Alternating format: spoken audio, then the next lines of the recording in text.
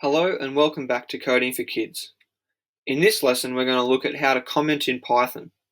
Comments are ways for you to know what's going on in the code without actually affecting the code. Let's have a look. So here's my Python idle.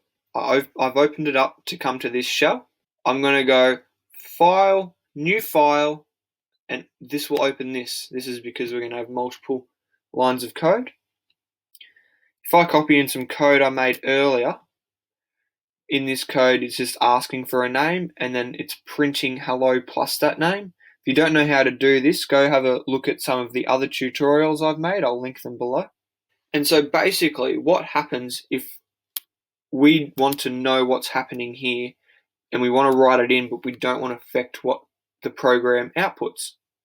The simple way of doing it is by going hashtag and then writing whatever you want. Say this is a comment.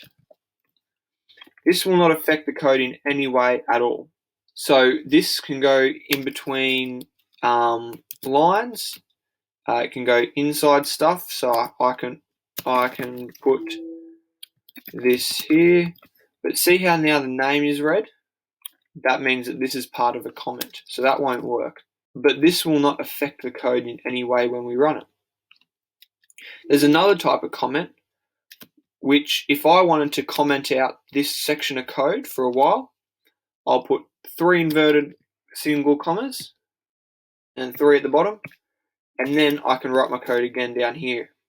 So now this code up here will not be used at all, and so it's a good way of saving your code without making it affect what's running in the shell. So this is how we comment in Python. The simple way is using hashtags with writing your comment, and the more complex way is using 3 on either side of what you want to comment out. And this way, this will not affect the code whatsoever. Thank you for watching this Coding for Kids tutorial. We'll hope to see you in the next one.